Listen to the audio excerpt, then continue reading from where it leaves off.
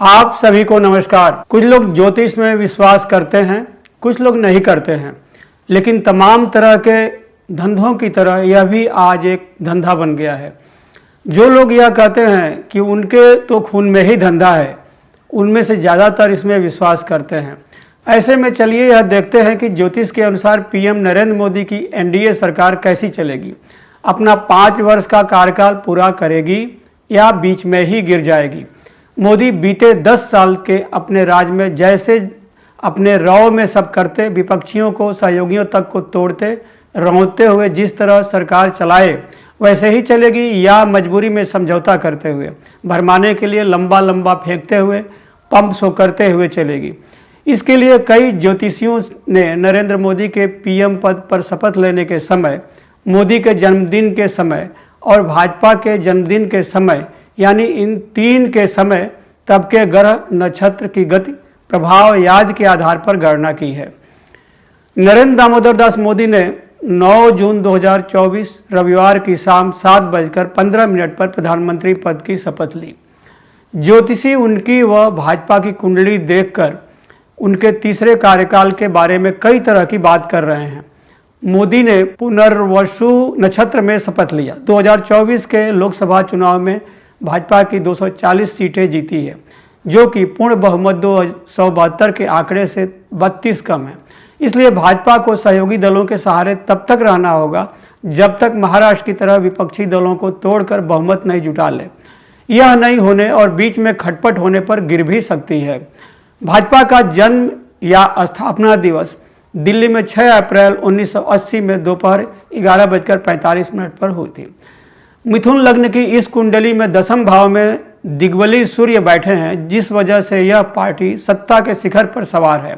लग्नेश बुध भाग्यधर के 9वें भाव में मित्र में बैठे हुए हैं, इसमें कारण इसको धार्मिक पहचान बनी है। फिलहाल बीजेपी की चंद्र में बुध की अंतर्दशा में चल रही है। मोदी बीते 10 साल के अपने राज में जैसे अपने रौ में सब करते, विपक्षियों को, सहयोगियों तक को तोड़ते, रौंदते हुए जिस तरह सरकार चलाए वैसे ही चलेगी या मजबूरी में समझौता करते हुए, भरमाने के लिए लंबा लंबा फेंकते हुए, पंप शो करते हुए चलेगी। इसके लिए कई ज्योतिषियों ने नरेंद्र मोदी के पीएम पद पर शपथ लेने के समय, मोदी के जन्मदिन के समय और भाजपा के जन्मदिन के समय यानी इन 3 के समय तब के ग्रह नक्षत्र की गति प्रभाव याद के आधार पर गणना की है। नरेंद्र दामोदर दास मोदी ने 9 जून 2024 रविवार की शाम 7:15 पर प्रधानमंत्री पद की शपथ ली। ज्योतिषी उनकी व भाजपा की कुंडली देखकर उनके तीसरे कार्यकाल के बारे में कई तरह की बात कर रहे हैं।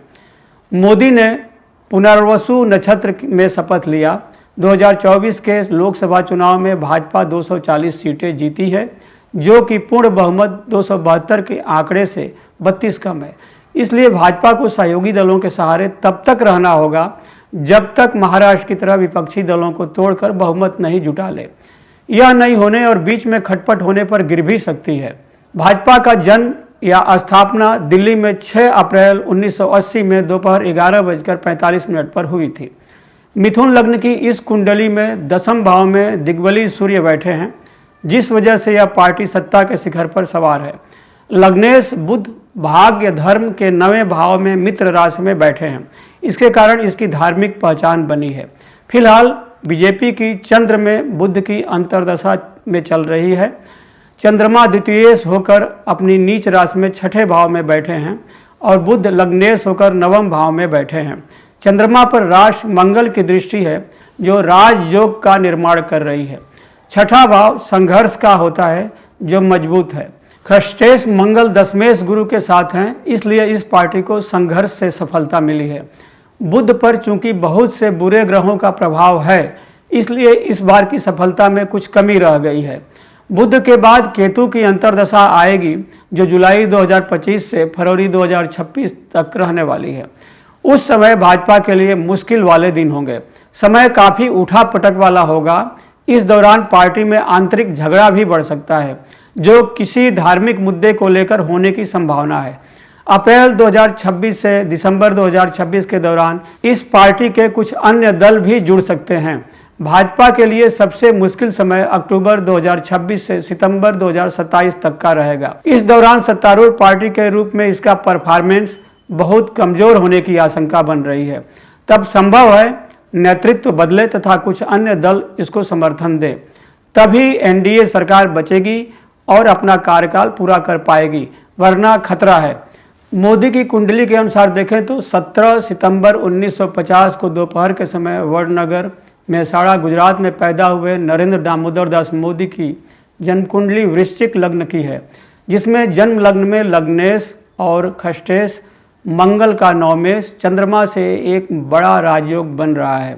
जनता में लोकप्रियता के कारक ग्रह शनि दशम भाव में शुभ ग्रह शुक्र से युक्त होकर पंचमेश गुरु से दृष्ट है, लेकिन दशमेश सूर्य का पाप ग्रह केतु और अष्टमेश बुध से युक्त होगा। उनके कुछ सहयोगियों के कारण आने वाले समय में किसी विपदा में पड़ने का ज्योतिषी योग हैं। 5 जून 2024 से 5 जून 2025 तक चलने वाली बेहद चुनौतीपूर्ण छठे भाव के स्वामी मंगल की महादशा में अष्टम भाव के अधिपति बुध की अंतर्दशा कुछ विवादों और राजनीतिक षड्यंत्रों की ओर ज्योतिषी संकेत दे रही है। बाद में वर्ष 2025 के अंत में मंगल में केतु की अशुभ दशा में विवादों और स्वास्थ्यगत कारणों के चलते उनको इस्तीफा भी देना पड़ सकता है।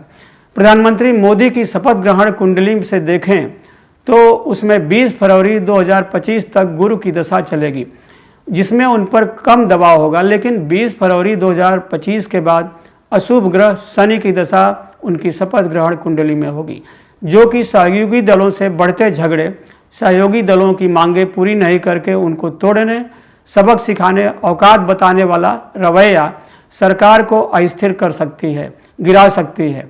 अब चूंकि यहाँ जो कहा जा रहा है वह विषय है राजा, राजसत्ता, ज्योतिष, ग्रहों, नक्षत्रों के चाल प्रभाव का, तो इसके बारे में तो नॉन बायोलॉजिकल नरेंद्र दामोदर दास मोदी जिस काशी से सांसद हैं, उसी काशी में पैदा हुए प्रसिद्ध संत कबीरदास कह गए हैं, कर्म गति टारे ना ही टरी, मुनि वशिष्ठ से पंडित ज्ञानी, सीध के लगन धरी, सीता हरण मरण दशरथ को वन में विपद परी, कहाँ वह फंद कहम वह पारधि, कहाँ वह मृगक चरी, कोटि गाय नित्य पुण्य करत नृत्य, गिरगिट जोनि परी, पांडव जिनके आप सारथी, तिन पर विपद परी, कहत कबीर सुनो भय साधो, होने हो के रही।